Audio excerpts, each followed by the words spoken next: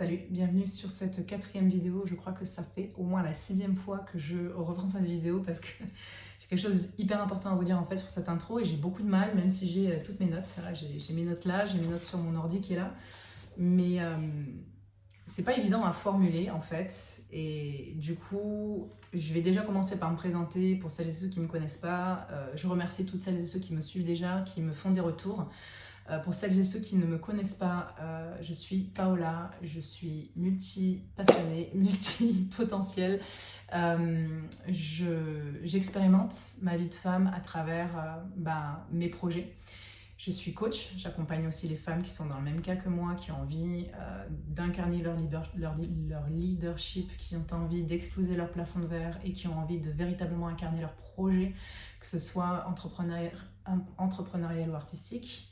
Et j'ai aussi mes projets du coup artistiques où j'ai mon label, j'ai organisé pas mal de soirées, j'ai beaucoup tourné en tant que DJ et aujourd'hui je suis en train de revoir ma façon de me connecter à la musique et de la transmettre pour le rallier justement à cette part beaucoup plus dev perso spirituel dans lequel je suis depuis de nombreuses années mais que j'ai décidé d'incarner et de transmettre que depuis environ 2 ans, puisqu'il m'a fallu tout un cheminement pour comprendre que c'est véritablement la place que j'ai envie d'avoir aujourd'hui, c'est-à-dire d'incarner tous les enseignements que j'ai depuis que je suis toute petite sur comment mieux se comprendre pour pouvoir développer une vie qui nous inspire et des projets qui nous inspirent.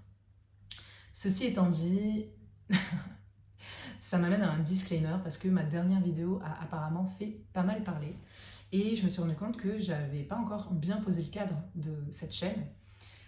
Et en fait, sur cette chaîne, c'est pas une chaîne pour vous mettre à l'aise. Voilà, tout simplement. C'est pas une chaîne pour vous mettre à l'aise, c'est une chaîne pour, à travers ce que je vis et ce que je comprends. Moi, je suis pas là juste pour plaire, en fait. Je suis pas là pour dire des banalités, je suis pas là pour suivre des courants tracés, je suis pas là pour correspondre à des conditionnements, je suis pas là pour rentrer dans une case. Je suis là pour apporter des visions qui vont peut-être parfois déranger, qui vont peut-être parfois être troublantes, qui vont peut-être parfois venir vous chercher. Parce que moi, je suis là pour chercher la vérité. Je suis là pour mettre la lumière sur mes parts d'ombre et vous aider à en faire de même. Sauf que quand on fait ça, on ne prend pas forcément le chemin qui est le plus simple, mais par contre, c'est le chemin qui est le plus libérateur. Parce qu'au mieux, on apprend à se connaître, au mieux on arrive à gérer sa vie, au mieux on arrive à développer ses projets, au plus on est heureux et heureuse parce qu'on trouve l'inspiration de suivre nos désirs, de suivre nos rêves, de les accomplir. Et c'est même pas une question de réussir sa vie. Pour moi, on réussit sa vie à partir du moment où on suit son inspiration chaque jour. Même si on n'est pas dans un cadre... regardez-moi, je suis à Barcelone, je devais faire le tour du monde, j'ai eu des gros problèmes financiers. Je vis dans des endroits qui ne sont pas forcément les endroits qui sont mon idéal de vie. J'ai repris un taf où je suis payée une misère en customer service, mais malgré ça, je continue à nourrir mes inspirations, ma créativité, et je sais que tout ce que je traverse, c'est bon pour moi. C'est une expérience que j'ai à prendre. Dans ma dernière vidéo, en fait, je l'ai nommée volontairement, provocativement, je ne sais pas comment dire, de façon provocative, pourquoi je ne suis pas féministe. Et en fait, ce qu'il faut comprendre derrière ce titre, c'est 2 choses. La première, c'est qu'encore une fois, moi je m'adresse à des femmes qui ont déjà été dans la revendication, qui ont déjà été dans la lutte, qui ont déjà été dans la révolte, qui ont été dans tout ça, comme je l'ai été, mais qui sont fatiguées et qui cherchent un autre moyen de s'accomplir, un autre moyen de se sentir rempli, un autre moyen de contribuer à ce monde dans la joie, la créativité, la légèreté. Parce que c'est pas en étant en colère, c'est pas en étant malheureuse, c'est pas en regardant tout ce qui se passe dans le monde de mauvais qu'on va aider ce monde à aller mieux, qu'on va aider ce monde à être meilleur. Tout le monde veut changer le monde, mais personne ne veut se changer. Mais personne ne veut se changer soi-même. Pourquoi? Parce que pour se changer soi-même, il faut se regarder en face. Et c'est pour ça que je suis là. J'apporte des points de vue qui vont être parfois radicalement à l'opposé de ce que vous pensez être juste ou bon, mais parce que j'aime aller dans les endroits où personne ne va, parce que c'est dans ces endroits-là qu'on apprend le mieux à se connaître et qu'on a le mieux à transmettre. Des fois, c'est même pas français ce que je dis, tellement je suis prise par mon truc, mais bon, vous m'avez comprise. Donc il y a 2 choses là-dedans. La première, c'est que si la dernière vidéo que je vous invite à voir, si vous ne l'avez pas encore vue, vous a trigger, c'est peut-être que tout simplement, vous n'êtes juste pas dans ma cible. Vous n'êtes juste pas dans cette typologie de femme qui en a marre de lutter, qui en a marre d'être sortie d'un conditionnement pour être rentrée dans un autre, qui est sortie du conditionnement de la bonne petite fille qui doit se taire, qui doit pas trop se montrer, qui doit pas trop prendre la lumière, à la fille supra, hyper indépendante, qui a incarné son yang et qui aujourd'hui est fatiguée d'être en lutte en fait. Parce que la lutte, c'est pas la vie. La vie, c'est l'amour. Je ne sais pas si vous réalisez ça. Et donc, quand je dis que je ne suis pas féministe, c'est premièrement, je n'adhère pas à certaines... De toute façon, je n'adhère pas aux courants de base, que ce soit des courants sociologiques, que ce soit des bien-pensances pour se faire bien voir, que ce soit la politique. Moi, j'adhère à rien en fait. Je suis libre. Et c'est en étant libre justement qu'on peut aller explorer toutes ces parts de soi, qu'on peut ne plus avoir honte de qui l'on est, qu'on peut intégrer tout ce qui nous anime, nos parts d'ombre, nos lumières, et que c'est comme ça, en se voyant véritablement en face tel que l'on est, que l'on peut évoluer, que l'on peut être heureux, que l'on peut construire, que l'on peut contribuer. Et la deuxième chose aussi, c'est pourquoi est-ce que je ne me considère pas féministe? Parce que je considère que même si j'ai choisi la voie d'accompagner des femmes, même si j'ai choisi cet angle-là, j'œuvre pour beaucoup plus grand. Parce que ce qu'il faut comprendre, c'est qu'on est tous séparés dans la matière et qu'on fait tous partie de ce monde-là. Ça veut dire que si tu œuvres à travers une chose, tu œuvres pour le tout. Si tu œuvres à apporter de l'harmonie dans une part, ça va avoir un effet sur tout le reste. Avoir un effet sur les femmes, ça va avoir un effet sur les hommes et sur tous les autres genres qui existent aujourd'hui, ou peu importe, je vais plutôt le formuler comme ça, peu importe le genre à laquelle vous vous assignez, vous sentez, peut-être même des fois qui sont non-binaires, peu importe en fait, on s'en branle ça. Je dis pas qu'on s'en branle de comment est-ce que vous vous définissez. Ce que je veux dire, c'est qu'on fait tous et toutes partie de la même matrice. On fait tous et toutes partie de ce monde-là. On fait tous et toutes partie d'un même champ quantique. Donc à partir du moment où j'œuvre à travers les femmes pour l'harmonie, j'œuvre pour une harmonie qui est beaucoup plus globale. J'œuvre pour l'harmonie j'œuvre pour ramener de l'harmonie au sein de l'espèce humaine, et j'œuvre aussi à ramener de l'harmonie sur un plan beaucoup plus global. Si vous croyez encore qu'on est fait juste de chair, d'un cerveau, de sang et d'une conscience, d'un ne sait pas trop d'où elle vient, je vous invite vraiment à reconsidérer la façon dont vous traversez votre vie. Quel serait le sens de la vie s'il y avait juste un début, une fin et juste un monde matériel? Excusez-moi, ça sert à quoi? Ça sert à quoi de venir, de tout détruire et de repartir? Non.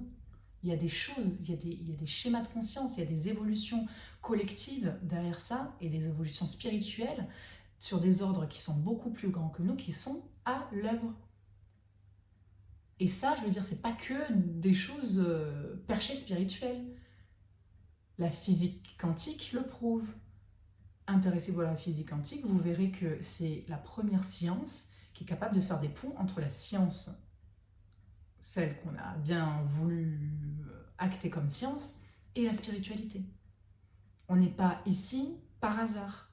On n'est pas sur Terre par hasard. Tout ce qui est, et la physique le dit, tout ce qui est dans l'infiniment petit est dans l'infiniment grand. L'infiniment petit, ça va être nos cellules. Donc tout ce qui se passe au niveau de nos cellules va se passer au niveau de nous, de notre conscience, de la façon dont on interagit avec la vie. Et nous, on est infiniment petit dans tout ce qui est dans l'espace, dans le cosmos. Donc on est relié à des choses qui sont immensément plus grands que nous. Donc quand j'œuvre à travers les femmes, j'œuvre pour tout ça aussi. Ok? Donc, à un moment donné, si mon contenu vous met mal à l'aise, c'est peut-être qu'on ne parle pas le même langage, tout simplement, parce que peut-être que vous n'avez pas traversé, peut-être que vous n'êtes pas une femme de plus de 30 ans qui a traversé ce que j'ai traversé et qui donc ne peut pas comprendre ce langage-là. Ou c'est peut-être simplement que ces notions-là ne sont pas encore palpables pour vous, et c'est pas que je suis meilleure que vous, j'ai grandi là-dedans, j'ai grandi dans la spiritualité. Donc, il y a des principes, des concepts que je pratique depuis des années. J'ai traversé des choses qui m'ont permis d'y avoir accès à un niveau qui va parfois au-delà de ce qu'on peut s'attendre Et c'est ça qui peut être surprenant. Donc, simplement, si mon contenu vous met mal à l'aise, c'est simplement qu'on ne parle pas le même langage, ou que ce n'est pas le moment pour vous, ou tout simplement, des fois, vous n'avez juste pas envie de regarder la réalité en face et de prendre la responsabilité de ce que vous êtes en train de vivre. Parce que ce qui se passe sur cette chaîne, c'est ça aussi. Quand je me livre profondément sur ce que je vis, c'est que aussi je me livre profondément sur mes failles, ma vulnérabilité, mes faiblesses, mes parts d'ombre, parce que je suis en mesure de les affronter. Je suis en mesure de prendre la responsabilité de ce qui se passe dans ma vie.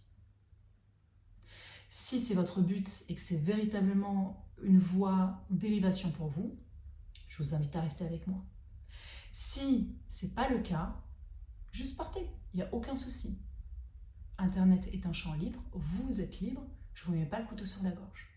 Mais juste réalisez que si je vous bouscule, si je vous trigger, c'est qu'il y a peut-être une raison pour ça. Il y a deux façons de voir les triggers. Il y a la façon de se victimiser. Voilà, quand tu dis ça, tu me triggers, c'est pas bienveillant. Genre de truc que j'ai entendu 1000 fois dans mon ancienne vie. Bref, je vais pas rentrer dans les détails là-dedans. Et il y a la façon de, ok, putain, ça me trigger, qu'est-ce que ça vient dire de moi? Qu'est-ce que ça vient soulever sur mes insécurités? Qu'est-ce que ça vient soulever sur mes failles que je ne suis pas encore allée voir, que je ne suis pas encore allée guérir? Qu'est-ce que ça dit de mon histoire, de mon identification à une histoire qui peut-être aujourd'hui ne me sert plus? Une histoire que je me suis racontée quand j'étais petite pour pouvoir survivre, qui aujourd'hui est devenue obsolète, parce que j'ai besoin de passer à une étape supérieure dans ma vie. Donc si je vous trigger et que vous avez envie de comprendre et que vous avez envie d'aller dans ces failles-là, restez avec moi. Ceci étant dit, j'avais besoin de le sortir. Ceci étant dit, cette expérience et les innombrables expériences que j'ai vécues pendant le mois de septembre qui ont été éreintantes m'ont permis de me repositionner dans mes propres limites. Cette vidéo, la vidéo dernière donc, a suscité un certain nombre de réactions et à la suite de ça, j'ai aussi vécu des expériences absolument rocambolesques, principalement avec les hommes. Donc c'est rigolo parce que c'est vraiment une vidéo que j'ai fait sur le féminisme en expliquant que pour moi, déjà c'est une case dans laquelle je me sens trop étroite. Donc c'est pour ça que je ne me considère pas féministe parce que quelque part, la case est trop étroite pour moi. Et j'ai amené le fait que l'idée, c'est de véritablement pouvoir incarner son principe masculin et féminin parce que nous sommes deux principes masculins et deux principes féminins à l'intérieur de soi et que donc être en lutte contre un masculin oppressant, contrôlant, blessé, c'est aussi ne pas s'accorder la possibilité de revisiter notre masculin blessé pour qu'il devienne un masculin nourri, un masculin sain. Et donc j'ai amené toute cette réflexion-là et à la suite de ça, j'ai eu des réminiscences de problématiques que j'ai eues avec les hommes pendant très longtemps, que j'avais pas eu pendant un moment parce que je pense que j'étais pas disponible pour les hommes tout simplement, ou alors peut-être que, je sais pas exactement ce qui s'est passé ces dernières années, mais c'est vrai que j'ai plus été confrontée à ça depuis très longtemps, c'est-à-dire à des expériences où j'ai dû poser mes limites. En fait, l'histoire, c'est que, bon, il y a plusieurs histoires que je vais pas toutes nommer ici, mais je me suis retrouvée dans des situations où j'ai vu, mais clairement, la façon dont j'ai pu être contrôlée par les hommes avant. Et ça peut aller de la simple petite phrase « Non mais, tu devrais pas te mettre dans cet état-là, je comprends pas pourquoi tu es dans cet état-là » jusqu'à des hommes qui ont été très durs dans leurs propos, très jugeants sur la façon dont je menais ma vie et qui ont pris des décisions où ça allait me coûter financièrement alors que je n'avais pas lieu de payer pour ça. Voilà, exemple tout con, on m'a volé mon sac à main avec les clés dedans de l'appartement que je louais. Le mec a littéralement pété un câble, il a voulu changer tous les verrous. en me mettant une pression monstre, sans me laisser le temps d'accuser le choc, sans me laisser le temps de reprendre mes esprits, sans me laisser le temps de rien. Et en fait, il a changé le verrou et il m'a demandé 300 € pour ça. Sauf que c'est pas le propriétaire qui n'a pas le droit et qui m'a parlé comme une merde, donc j'ai fini par lui dire « tu te calmes, sinon tu n'auras rien du tout ». Et finalement, c'est lui qui a fini par dire, blessé dans son ego, que bah, c'est lui qui disparaissait et que le karma se chargera de moi. Bon, très bien, parfait. Et en fait, j'ai vu comment j'ai été manipulée au départ dans cette situation parce que je me sentais coupable, je me sentais fautive. Et il m'a fallu du temps pour réaliser que, attends, tu viens de te faire voler ton sac, tu es nouvelle, il n'y a eu aucune compassion, aucune empathie de cette personne-là qui est en train de te mettre une pression monstre et qui est en train de te dire comment est-ce que tu aurais dû tenir ton sac à main pour ne pas te le faire voler. Parce que lui, je pense qu'il doit avoir des sacs à main tous les jours sous son épaule. Hein. Et en fait, une façon de me dire comment est-ce que j'aurais dû être, comment est-ce que je devrais être, ce que je dois faire. Et j'ai été confrontée à ça tout au long du mois, par des personnes très proches, mais aussi par des parfaits inconnus. Je me suis retrouvée à une table avec quelqu'un que je connaissais depuis 15 minutes, qui était en train de m'expliquer pourquoi je devais congeler mes ovocytes, s'il vous plaît. le mansplaining dans toute sa... Vraiment, je l'ai regardé, je dis bah non, j'ai pas envie de congeler mes ovocytes, ça n'a aucun sens pour moi de congeler mes ovocytes, et ça n'a aucun sens que tu m'expliques ce que je dois faire avec mes ovocytes en fait. Voilà. Et donc c'était très rigolo parce que ça m'a amené à poser des limites claires. Et en fait, tout ce que j'ai vécu là, y compris les retours que j'ai eus sur cette vidéo, ça m'a fait vraiment réaliser à quel point on est maître de ce qu'on laisse rentrer dans nos espaces. Vous savez, c'est une forme de viol. Le mot est fort, hein, je ne sais pas si YouTube va me le laisser, mais c'est une forme de donc V-I-O-L. Quand quelqu'un vient vous bombarder de ce qu'il croit être bon pour toi, de ce qu'il croit être la bonne façon de réagir, de ce qu'il croit être la bonne façon de faire, et de prendre le droit de te dire comment est-ce que tu devrais être, faire, avoir, sentir en tant que femme. C'est invasif comme comportement, et c'est d'autant plus invasif quand on ne l'a pas demandé, quand on ne sait pas d'où ça sort, et quand quelque part on ne nous a même pas demandé notre avis en fait. Et en fait, ça c'est très important les filles, parce que je sais à quel point vous avez peur des haters sur internet. Je sais à quel point vous avez peur du regard des gens. Je sais à quel point vous avez peur de vous affirmer parce que vous avez peur qu'on dise que vous êtes trop froide, que vous êtes autoritaire, que machin, que bidule. Les meufs, personne n'a le droit de vous dire ce que vous devez faire, de vous faire des retours sur ce que vous êtes en train de faire si vous ne demandez pas. Personne n'a le droit de pénétrer votre intimité comme ça, sans prévenir, pour vous dire ce que vous devez être, faire ou avoir. Personne. Et c'est à vous de poser vos limites très claires pour choisir ce qui rentre dans votre sphère, choisir ce qui rentre dans votre tête, choisir ce qui rentre dans votre cœur, choisir ce qui rentre dans vos tripes. C'est à vous de poser ces limites-là. Et c'est hyper important parce qu'on peut très vite se faire empoisonner. Je sais parce que ce que j'ai vécu là au mois de... Ah putain, j'ai un qui font mal. Ce que j'ai vécu là au mois de septembre, ça m'a rappelé toutes les fois où j'ai laissé les gens me dire « Non mais tu sais Pauline, quand tu réagis comme ça, c'est pas très bien vu parce que tu sais, machin, bidule, truc muche. » Et moi j'étais là « Oh mais merci de me le dire, putain, mais sans toi je sais pas ce que je ferais. » Je me suis vue me faire manipuler, je me suis vue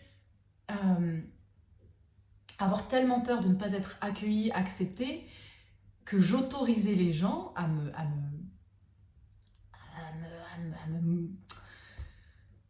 je sais même pas comment dire, mais à me faire du mal en fait, sous couvert de bienveillance, toujours, évidemment.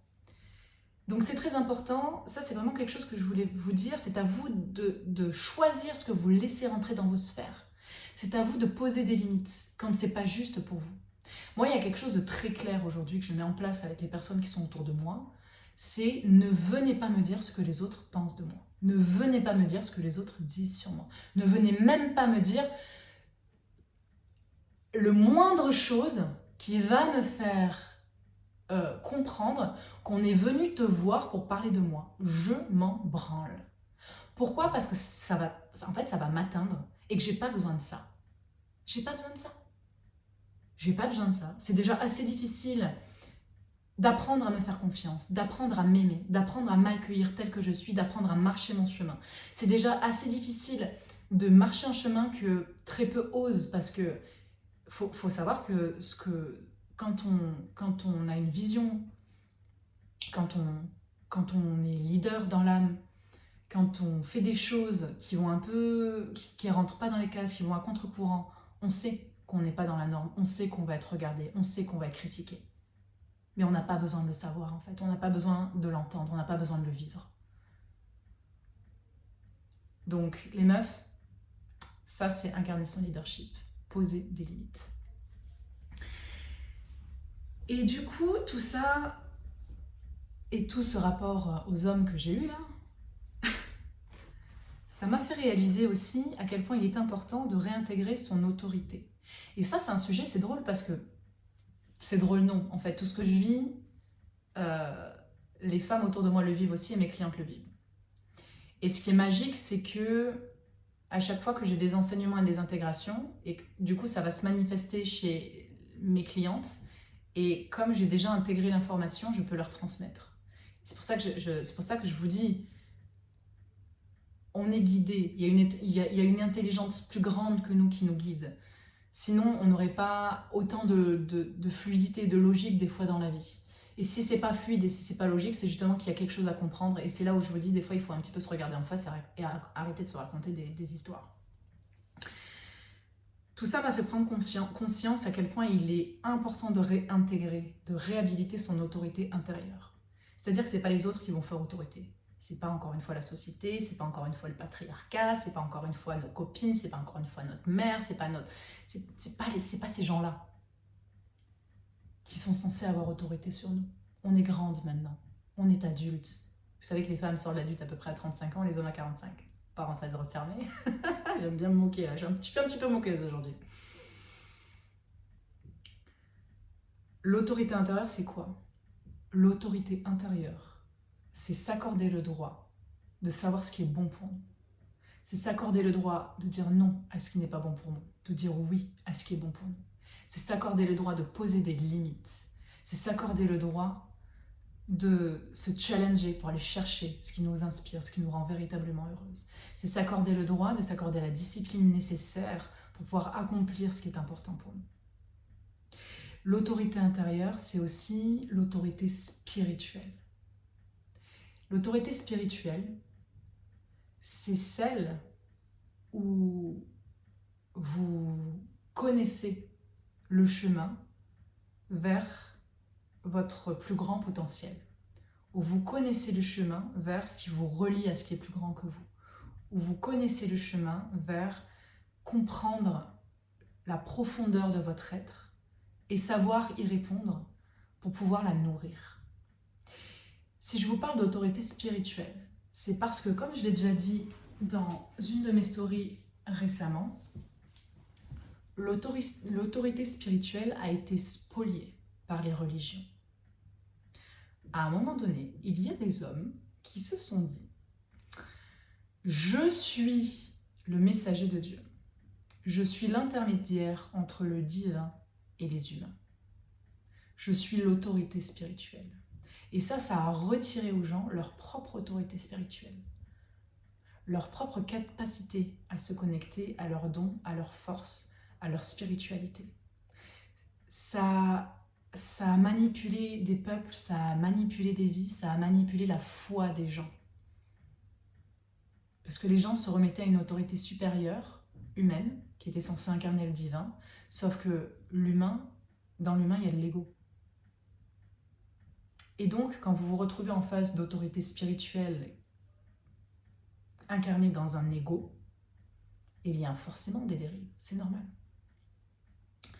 Et aujourd'hui, pourquoi je vous parle de ça? Parce qu'on est dans une ère où il y a beaucoup de thérapeutes, il y a beaucoup de chamans, il y a beaucoup d'énergéticiens, d'énergéticiennes, il y a beaucoup d'accompagnants, de coachs comme moi.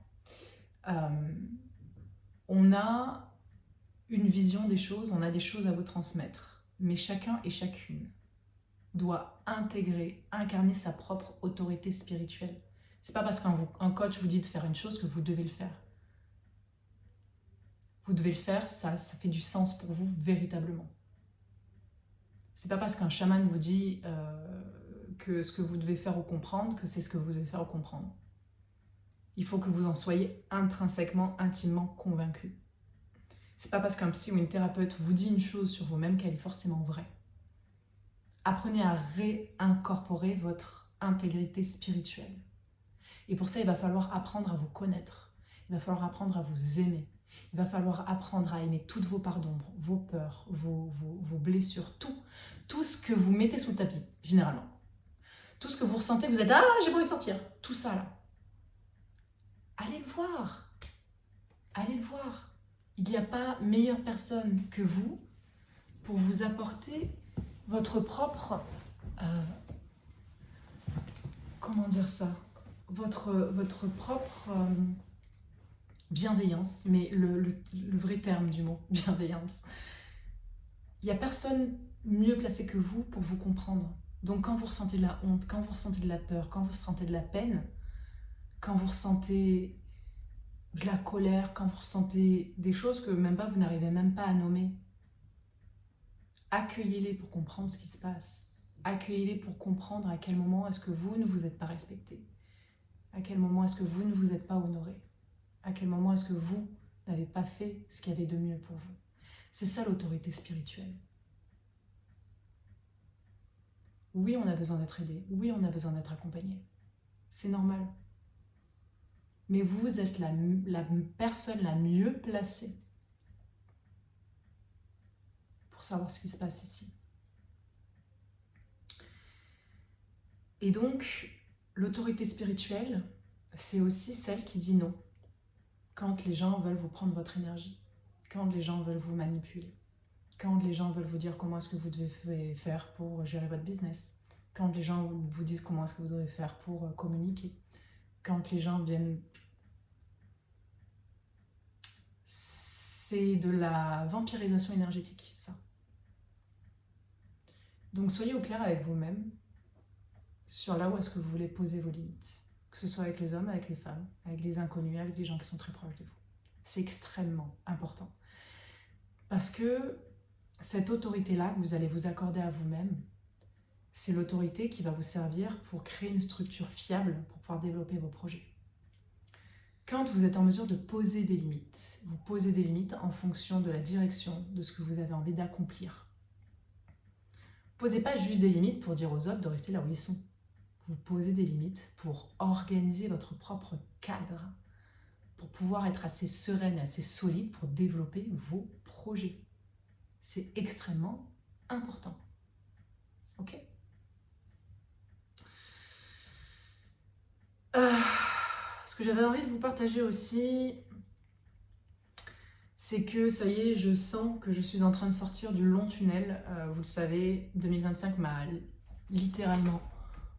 Hop là, 2025 m'a littéralement roulé dessus. J'ai été dans une machine à laver et puis le cycle 90 degrés de 4 heures avec l'avant-lavage, la lessive, l'après-lavage, le séchage, tout quoi. Et je sais que vous êtes beaucoup je sais que vous êtes beaucoup dans ce cas-là. Sachez qu'on est en train de sortir du tunnel. Voilà. Astrologiquement, énergétiquement, voilà, on est en train de sortir du tunnel, on est en train de sortir du dur. Et j'ai fait le week-end dernier une retraite d'ayahuasca où justement j'ai eu en fait ce flash de comprendre que toutes les épreuves que j'ai vécues cette année et toutes les épreuves que j'ai vécues toute ma vie m'ont amené ici et maintenant à un point de bascule que je ne peux plus ignorer.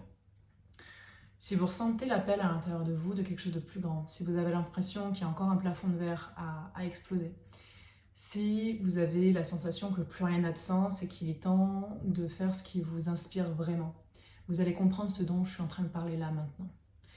Tout ce qu'on a vécu jusqu'ici ont été des étapes pour nous amener précisément à aujourd'hui. Aujourd'hui, il est essentiel de se choisir, mais dans l'intégrité la plus pure de notre être. Pourquoi suis-je venue sur Terre? Qu'est-ce que je suis venue accomplir? Qu'est-ce qui me met en joie? Qu'est-ce qui allume mon feu intérieur? Qu'est-ce qui allume ma flamme? Et pourquoi est-ce qu'on a traversé toutes ces épreuves cette année? C'est pour réaliser que plus rien ne sera jamais comme avant. C'est pour réaliser que tout ce qu'on a construit et qui est en train de s'effondrer était un simple brouillon pour aborder cette nouvelle étape de vie. 2026-2027, ça va encore beaucoup remuer. Je peux vous assurer que pour celles et ceux qui travaillent sur eux, je peux vous assurer que pour celles et ceux qui veulent œuvrer dans ce monde à travers les projets qui les inspirent, je peux vous assurer que pour ceux-là et pour celles-là, l'avenir va être incroyable. L'avenir va juste être incroyable. Par contre, ce qui nous est demandé aujourd'hui et là, maintenant, tout de suite, c'est de faire le deuil de nous-mêmes. C'est de faire le deuil, excusez-moi, j'ai les émotions qui montent, c'est de faire le deuil de tout ce qu'on a connu, de tout ce qu'on a cru être vrai sur nous-mêmes, sur nos relations, sur ce qu'on croyait être la vie. Faire le deuil sur tout ce qu'on croyait qu'on avait besoin pour être heureux. Faire le deuil de relations, faire le deuil d'une façon de vivre, faire le deuil d'habitude. Ça peut être dans les toutes choses et toutes micro-choses, c'est-à-dire le deuil de ta cigarette quand tu te réveilles, à des choses beaucoup plus grandes. J'ai eu énormément de relations qui se sont arrêtées cette année, soit par mon fait, soit par le fait des personnes. Et ça continue. Et en fait, l'une des choses les plus marquantes que j'ai compris durant les 2 cérémonies là, que j'ai faites ce week-end, c'est que on peut plus revenir en arrière. On peut plus négocier en fait avec ce deuil de nous-mêmes. J'ai retraversé le deuil de ma mère. J'ai retraversé la douleur quand tu réalises qu'une personne est morte. Ça m'a frappée. Vous savez, il y a des chocs dans la vie, ça vous frappe. Comme un flash en fait, ça vous... Et j'ai revécu ce choc-là, tellement que j'ai dû sortir de la salle pour crier de douleur.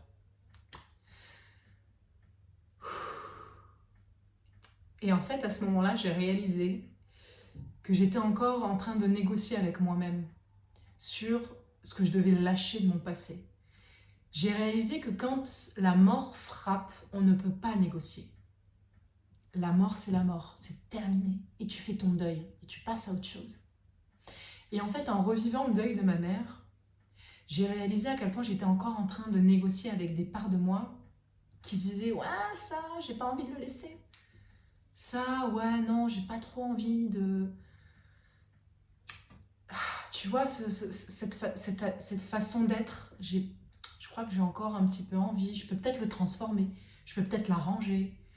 Ah, cette relation, peut-être que si je me positionne différemment. Ah ouais, mais cette activité, je pense que si je le prends sous une autre stratégie.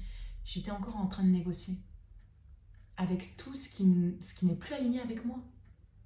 Si j'ai vraiment envie de cette putain de vie grandiose à laquelle j'aspire, si j'ai vraiment envie de cette vie où je voyage partout, si j'ai vraiment envie de cette vie où je trouve un putain de mec de malade avec qui je vais partager ma vie, si j'ai vraiment envie d'un business qui tourne à la hauteur de ce que je veux, si j'ai vraiment envie de profondément apporter une contribution profonde à travers la transformation des femmes à une échelle à laquelle je veux, si j'ai vraiment envie de tout ça, faut que je lâche toutes mes croyances de « je mérite pas ». Faut que je lâche toutes mes croyances de je dois travailler dur pour pour avoir la légitimité. Il faut que je lâche toutes mes croyances vis-à-vis de l'argent. Il faut que je lâche tous mes comportements où je ne m'honore pas. Il faut que je lâche tous ces matins où je me réveille avec une tête comme ça, tellement que je me suis déjà créé du stress pour rien. Il faut que je lâche cette relation qui me tire vers le bas. Il faut que je lâche en fait. Il faut que je lâche tout. Je ne peux plus négocier avec moi-même. Faire le deuil de soi, c'est accepter de mourir. Et c'est ce que j'ai revécu à travers le deuil de ma mère qui m'a frappée. Mais vraiment, j'ai eu un cri. Je ne savais pas d'où il sortait ce cri. Le cri de la douleur, de la perte, en fait. Mais on ne peut pas accueillir le nouveau si on ne fait pas de place. On ne peut pas remplir une coupe qui est déjà pleine de son passé, pleine de conditionnements, pleine de pensées limitantes, pleine de choses. Et cette année, si vous avez traversé la même année que moi, où vous avez souffert votre race, c'était pour nous apprendre à perdre notre légitimité, à perdre tout ce qu'on croyait devoir être ou faire, à perdre l'amour des gens, à perdre tellement de choses. On n'était pas préparé à ça. Mais c'est précisément pour ça que cette année a été aussi difficile. Nous avons appris à mourir. Nous avons appris à laisser mourir une part de nous, une représentation sociale. Moi, la dégringolade que j'ai vécue après avoir quitté mon collectif Vénus Club, je vous dis pas. Je vous dis pas la honte, la culpabilité, tout ce que je portais là. Putain, j'étais en pleine possession de mes pouvoirs, j'étais en train d'expandre un projet de malade, j'étais en train de créer quelque chose de grandiose. Ma boîte mail était tout le temps pleine, mon téléphone, tout le monde m'appelait. Enfin, je veux dire, sans vouloir faire un mégalo. On voulait faire appel à moi, pour mon expertise, pour ma musique, pour tout ce que je représentais. Du jour au lendemain, plus rien. Des mails, j'envoyais des mails, ça ne me répondait pas. Je demandais des interviews, ça ne venait pas. Personne ne s'intéressait à ce que je faisais. Personne. Plus personne m'appelait pour faire des gigs. J'ai dû apprendre à mourir. J'ai dû apprendre à laisser mourir la représentation sociale de ce que j'avais créé, mais qui ne me représentait plus. C'était une coquille vide. C'était un mensonge, c'était un masque. J'ai dû apprendre à mourir. Véritablement. Parce que je suis obligée de mourir pour renaître.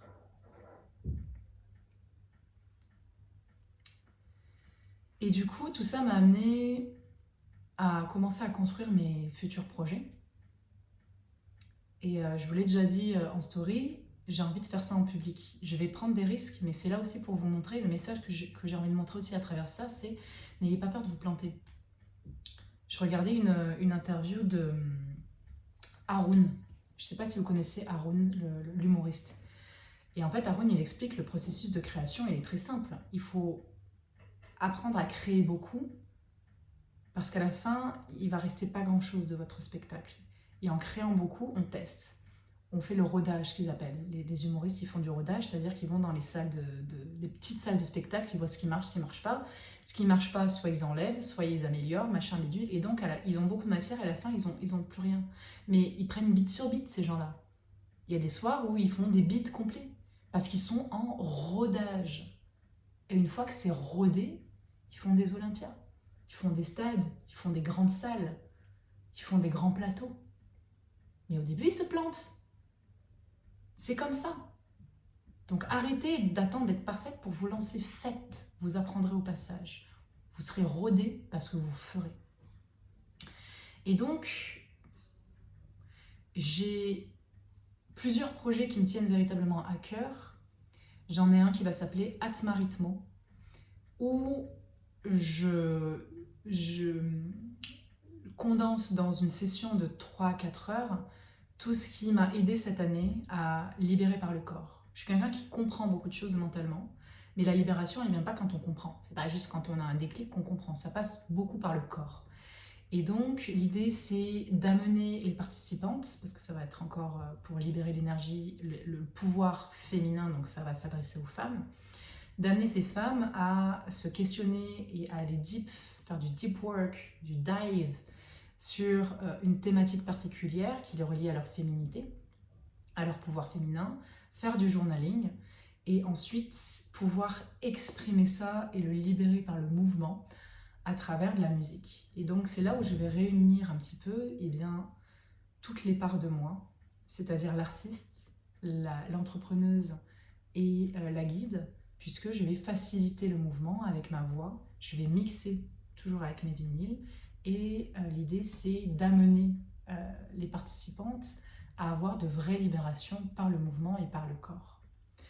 Et de ce projet-là, je vais pouvoir aussi faire des produits digitaux. Je vais aussi pouvoir le mettre sur mon SoundCloud, le mettre en vente via des plateformes, etc. Et de même sorte que je vais aussi commencer à créer des méditations. Et je vais demander à des productrices et des producteurs de produire les bandes-sons pour ces méditations. Et du coup, ça va me permettre de collaborer avec des artistes. Et je ne sais pas exactement quelle place ça va prendre avec mon label, mais je pense que j'ai un petit peu toutes les sphères là du puzzle qui sont en train de s'aligner, qui vont pouvoir prendre place. Et tout ça, j'ai envie de le construire avec vous, j'ai envie de le créer avec vous.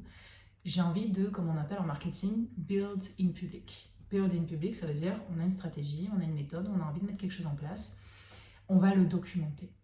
Et donc, très prochainement, vous allez voir plus de vidéos sur cette chaîne YouTube parce que je vais vous expliquer un petit peu les différentes étapes.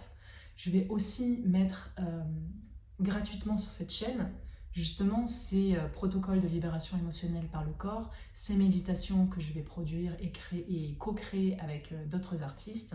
Donc il va y avoir plus de contenu sur cette chaîne-là et il va y avoir plus du contenu par mail et sur Instagram, puisque je suis en train de réfléchir à toute une stratégie pour que ce soit à la fois aligné avec vraiment ce que j'ai envie de transmettre et pour que ce soit aussi lucratif, parce que on va pas se mentir, je n'ai pas du tout envie de continuer à travailler dans ces bureaux à Barcelone en tant que Customer Services 40 heures par semaine pour 1 200 € par mois. Évidemment, j'ai envie de bien vivre ma life, j'ai envie de partir en voyage, donc l'idée c'est de réunir ma mission profonde qui est très spirituelle avec une abondance financière, et ça aussi c'est tout un travail de fond d'arriver à réunir ça, de réharmoniser ça, parce que de par mon histoire, de par les conditionnements actuels qui sont collectifs aussi, on a beaucoup de mal à associer la spiritualité avec la richesse. Avant, il faut savoir que tout ce qui était spirituel ne se monnayait pas.